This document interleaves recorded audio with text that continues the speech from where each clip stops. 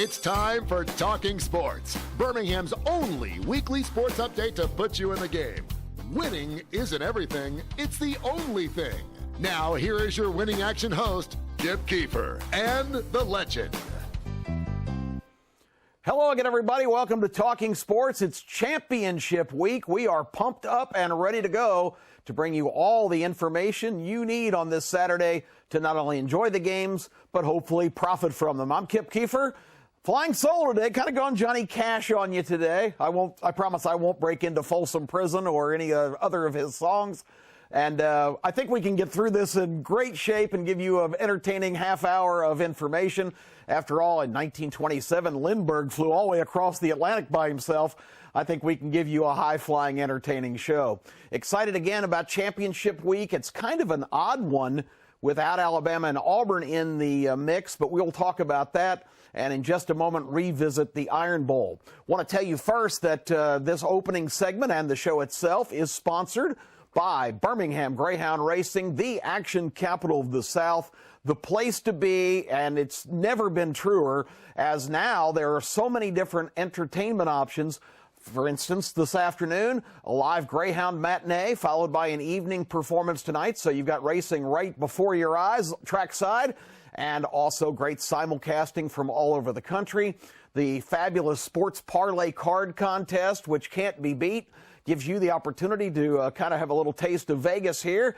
And also, speaking of Vegas type atmosphere, if you go down to our gaming floor, you will find just the state-of-the-art machines that you can now participate in. It all adds up to a winning entertainment experience. If you come for fun, you can't possibly lose. Birmingham Greyhound Racing, the highlight event today on the racing side is at Aqueduct up in New York. It's the Cigar Mile, and the race is headlined by the real winner of the Kentucky Derby, Maximum Security. He makes his final start of his 3-year-old campaign today at Aqueduct, coming out of post number 5. That race is scheduled to run about 3:45 this afternoon, so you want to get out for that. 11 horses in, and his toughest competition is Spun to Run, who shocked all the milers on the dirt in the Breeders' Cup and won that profoundly over some big names like Omaha Beach and Improbable. So get on out to the Birmingham Racecourse today, the Cigar Mile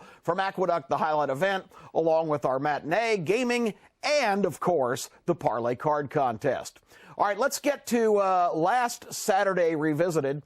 If you caught the show last Saturday, you know I had the amazing Herb Winches, the sports icon that he is, on the show. We broke it down in every capacity, decided that it was a classic matchup of Alabama's explosive offense against Auburn's airtight defense. Wondered how Auburn would have any success with their struggling offense. Well, the last thing I remember Herb saying, and Herb is always right on point, but I agreed emphatically with this. This is going to be a low-scoring defensive struggle. Well, it didn't really turn out that way. It turned out to be kind of a high-flying three-ring circus, and it's unbelievable. If Nick Saban has nightmares about anything, it is standing on the sidelines at Jordan-Hare Stadium. What else can happen to Alabama football teams that go in there to what's become a house of horrors? It's unbelievable, the sequence of events that seem to just perfectly come together year after year that foils Alabama's chances when they go to Auburn. Of course, this week, the game was going pretty much according to script midway through the second quarter. Auburn kind of turned the momentum around with a pick six down in Alabama territory to tie the game up. And for the next 7 minutes, it was back and forth. It was a track meet. It was the Jalen Waddle show, and we saw Bo Nix for Auburn grow up pretty much right in front of our eyes. It was a spectacle to behold and really a complete antithesis of what everybody thought the game would be. Just a wild back and forth game. And, of course, some controversies. The phantom field goal at the end of the first half that was awarded to Auburn. This calls into question kind of the loopholes in all of this new rules and reviews and this new era of college football, because what really is the flaw in that, and the situation, will kind of reset it for you.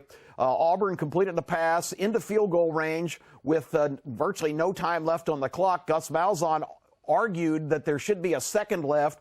The play was automatically reviewed back here in Birmingham, and the decision was made to put 1 second back on the clock and give Anders Carlson a chance for about a 50-yard field goal. All that was fine, but the problem with that is it's flawed in the concept, because in a normal situation, if they just would have awarded the catch and placed the ball in play, there's no way with 1 second left that Auburn could have gotten their field goal team on the field to attempt that kick. But because of the review, they're able to shuffle personnel while that's happening. And you saw what happened. Auburn kicked the field goal as Nick Saban was apoplectic on his sidelines, because in theory he's right. They don't have time to get the team on. The flaw in the rule is this: there should be no substitution while that's being arbitrated. That's the problem. It's not a timeout. In basketball, if there's a review of a scoring play, you can't change your personnel to defensive specialists while they're looking at the monitor. You have to go through the regular substitution process. That was a loophole that Malzahn at Auburn exploited, and perfectly legal, but it's once again, when you're wildly changing rules, you're going to have problems like that. And of course, at the end of the day, Alabama can't use that as an excuse. They had the ball at the 10-yard line, having a chance to win the game at the end. Auburn's defense finally rose up and stopped them.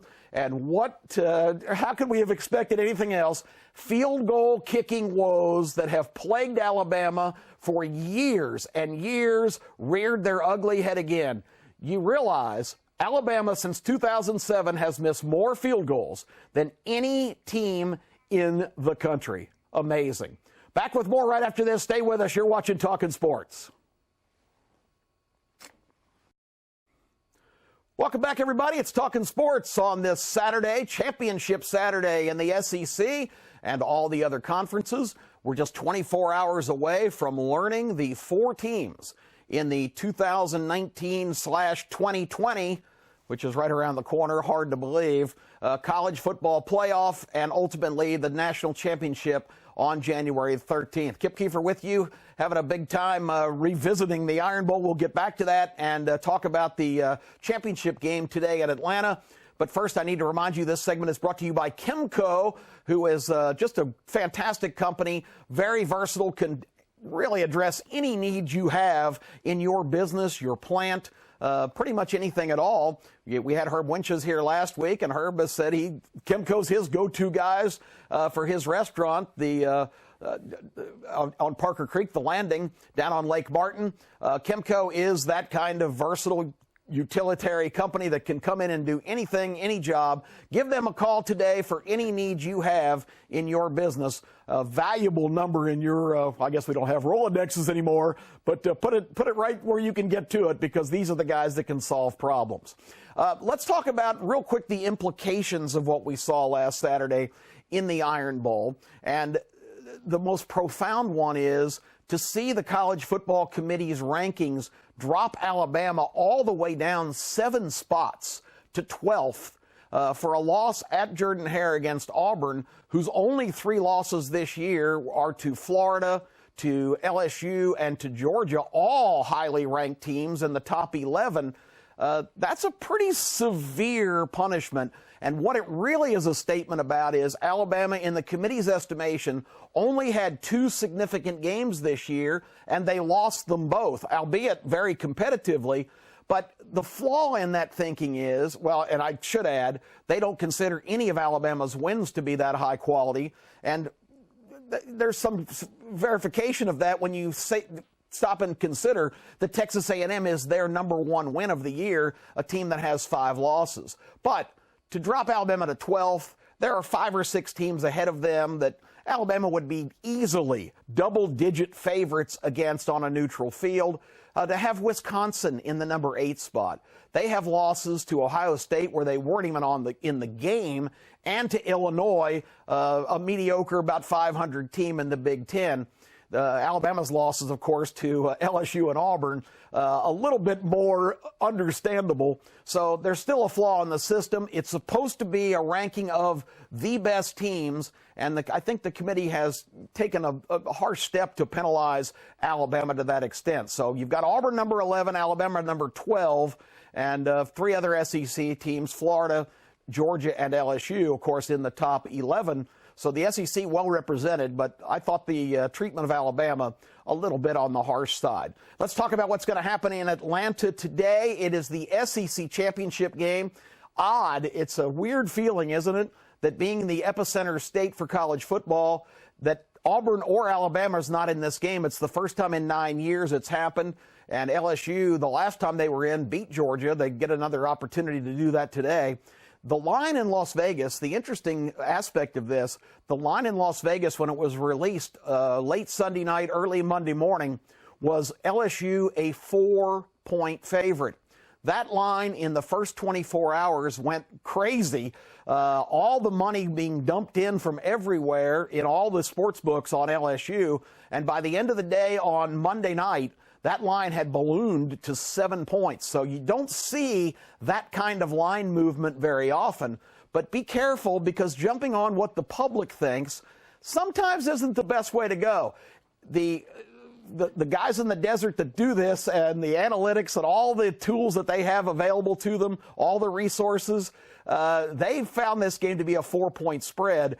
Georgia has been there 3 straight years, first time for LSU in a long time. Georgia plays great defense. LSU has an explosive offense. So you kind of get the justification. Other than Auburn, this is the best defense LSU has faced by far. And the explosive offense sometimes gets derailed a little bit when they play a great defense. Auburn held this team to 2 touchdowns and 3 field goals, only 23 points. And I think some of the rationale on that early 4-point line was that Georgia is going to be able to do similar things. On the other side, Georgia's offense has been sputtering. They've got some problems here. Lawrence Cager, their top receiver, is out for this game with a high ankle sprain. You've also got Pickens, the freshman from Hoover High School right here in Birmingham, suspended for the first half for a needless fight against a Georgia Tech defensive back when Georgia had the game well in hand last week. So Pickens is out for the first half. So some slim pickings on the Georgia receiver core here. Demetrius Robertson and others are going to have to really step up for Georgia if they're going to stay in the game. The way I see this, I think Georgia will come to play and kind of throw caution to the wind. They have to. They've played very conservative all year. Kirby Smart knows he has a great defense. He has played it kind of close to the vest since the South Carolina 4-turnover disaster sunk the Dogs back on October 12th. I think you'll see Georgia kind of open it up today, start throwing in the middle more, throw it to the backs. DeAndre Swift should be good to go, but could get banged up at any time. So it's a tall chore for Georgia, but I think you're going to see a pretty competitive game that LSU pulls away at the end and covers the 7-point spread. But it should be fun. The SEC championship game this afternoon in Atlanta, and we will be back in just a few minutes because there are many other not beyond the SEC, but in all the other conferences, games of major implications. We will preview all the games on championships Saturday right after we come back from this short timeout. Hey everybody, Kip Keefer back here on Talking Sports. Glad that you're on board with us. We are getting you ready for Championship Saturday. Have already told you about the big day at Birmingham Greyhound Racing with a doubleheader day. Also the Cigar Mile with maximum security running at Aqueduct, and all of our other great entertainment attractions, the gaming floor and the parlay card contest. Get on out. It is the ultimate entertainment experience. It's really the most rewarding way you can think of to have fun. This segment is brought to you by Craneworks, another one of our great sponsors. Fantastic presence in the Birmingham sports market for many, many years. The Upton family does a phenomenal job. This company is not just local. They are national and even global, the biggest equipment provider for big jobs and everything in between. Craneworks, the go-to guys. Give them a call for any project you have, big or small. They are ready to help you and talk to you, and a great sponsor here on Talkin' Sports. Let's move on to the other championship games today that you are going to see, starting with the Big Ten. I mentioned earlier, Wisconsin is back up to the number 8 spot in the poll. I've got some problems with that. I think the loss to Illinois was a really bad one compared to some of the other teams that we're talking about here. And, of course, they had the second loss earlier in the year to Ohio State in Columbus. Well, guess what? They play again today, the rematch. Now, the first game was 38-7. Ohio State won it as a basically 20-point favorite and covered the spread. The game was pretty close up to halftime and into the early parts of the third quarter. Ohio State scored a touchdown right before the half to get a 2-score lead, and never was threatened after that. Wisconsin kind of had a hangover after that game. They won some close games. They started off the season just red hot, but I really don't anticipate too much of a contest today. The line on the neutral field is 16.5. Ohio State has been a runaway train. I think they keep it rolling here and fly into the playoffs with a big win. Now, the problem with all the championship games today is that there's not a lot of drama because most experts say, well, the top 3 teams are in whether they win or not. That just bothers me. I don't know if it is a problem for anybody else listening right now, but when you don't win your conference championship and you're coming off a loss, the body of work thing to me is kind of troublesome. And I don't really have an alternative to that. But if you tell me right now that if Ohio State, Clemson, and LSU, the teams that are conceded a playoff spot, let's say 2 out of those 3 lose today, doesn't that really taint the playoff? I've got a big problem with that, and I hope the committee doesn't necessarily rubber stamp these teams despite what happens. If one of them were to get blown out or something, I just don't see the validity of rewarding them for winning some games earlier in the year, but not coming through on the biggest stage. The second game we're going to talk about is in the ACC. Dabo Swinney, Pelham's finest from right down the street here, Dabo's been doing a lot of talking about Clemson's being disrespected and it's just so terrible. And I mean, come on, Dabo, you've played nobody. Your best win is against Texas A&M, another 5-loss team. The ACC doesn't have a single ranked team. You're playing Virginia today in the ACC championship. Clemson is a 28-point favorite. I mean, it's a joke. But the Tigers certainly are the defending champions. They look like a juggernaut, and they should also just basically sashay their way into the playoff with a big win today. Of course, the one blip on their radar is that 1-point win, almost a loss, when North Carolina went for 2 earlier in the year and could have really sunk the good ship Dabo. But Clemson today, 28-point favorite over Virginia. Other games of interest, of course, you've got the Big 12, and this one's pretty compelling because a couple weeks ago, you remember, they played at Baylor, Oklahoma and Baylor. The Sooners have been kind of laboring a little bit in some of their games lately, but they've been winning some close ones. Jalen Hurts has been spectacular, but guilty of some turnovers. Now they played Baylor again just a couple of weeks after Oklahoma came back from a 28-3 deficit, caught the Bears right at the end and won by 2 points.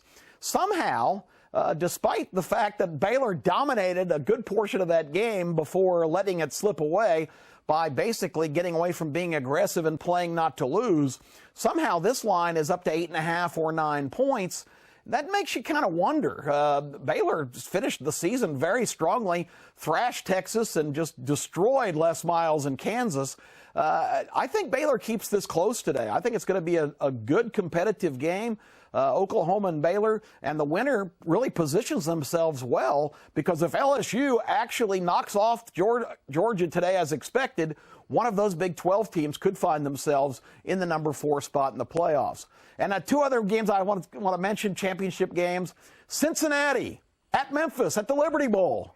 And you might be saying, wait a minute, that sounds hauntingly familiar. Well, it should. They played last Saturday in the Liberty Bowl. Cincinnati, a regular season finale. Memphis 34, Cincinnati 24. 7 days later, they're going to line up and play again today in really one of the anomaly things you don't see very often. Back-to-back Saturdays, these 2 teams, and Memphis, who won by 10 last week, is a 9.5-point favorite. So that's kind of fascinating. I think Cincinnati keeps it closer this week. It's tough to beat a team twice in 1 week. And the other game, congratulations to Coach Clark and UAB. They are playing for the Sun Belt Championship today against Lane Kiffin, who is probably coaching his last game at Florida Atlantic. The Owls are a 7.5-point favorite, and they should be. 2 of their 3 losses are to Ohio State and Central Florida. So good luck to the Blazers. We'll be back for our final segment here on Talkin' Sports right after these short messages. Time flies when you're having fun. It's Talking Sports with Kip Keefer. Glad that you're on board today. We are going to wrap things up by telling you that this segment is brought to you by M&M Electric. Don't do it yourself, folks. It's not worth it. I have problem executing the simple plug-in. I'm not going to call M&M for that, but any electrical need, this is a local company, a father-son team. The reputation is stellar. They are outstanding, and give them a call for any electrical need in your home or business. They will be happy to come out and get you working in any way you need to have it happen in any, again, industrial or residential situation. Okay, let's get on with the show here. I want to mention real quick that even though the game doesn't have a lot of national implications, the Egg Bowl over in Mississippi is such a huge deal in that state. Did you see the bizarre ending of that game on Thanksgiving night? Ole Miss had a miraculous drive, cut the lead to 21-20 on a touchdown catch from Elijah Moore, who felt then compelled to crawl like a dog in the end zone, lift his leg, and mimic relieving himself on Mississippi State turf. Of course, that drew a flag. Of course, that moved the extra point back 15 yards. And you know what happened next? They missed the extra point. Mississippi State holds on 21-20. After the game, Matt Luke, the coach, says he's an outstanding young man. He made a bad decision. You know, that's worse than a bad decision, folks. That's the chain reaction from that stunt led to Ole Miss losing the game, a game they should have tied and maybe won in overtime. It led to the coach defending his player, which I'm convinced it was the last straw to getting Matt Luke fired 24 hours later, because I guarantee you big boosters, people supporting Ole Miss, probably called and said, this is outrageous, we're embarrassed, we're humiliated, this can't go on. And when the boosters cut off the money, that's when you see athletic departments and chancellors take action. So, and here's the other irony. In that game, if Ole Miss does kick the extra point and wins the game, it's probably Joe Moorhead today, Mississippi State's coach, who would have been out of a job. So some really fascinating results from that Ole Miss-Mississippi State game, but really a disgusting display, and the right action was taken. Okay, the playoff announcement is coming out in 24 hours. It'll be on ESPN tomorrow morning at 11 o'clock local time. You can follow all of our breaking coverage on that on our website, trekinfo.com. Also on our Facebook page, Talking Sports.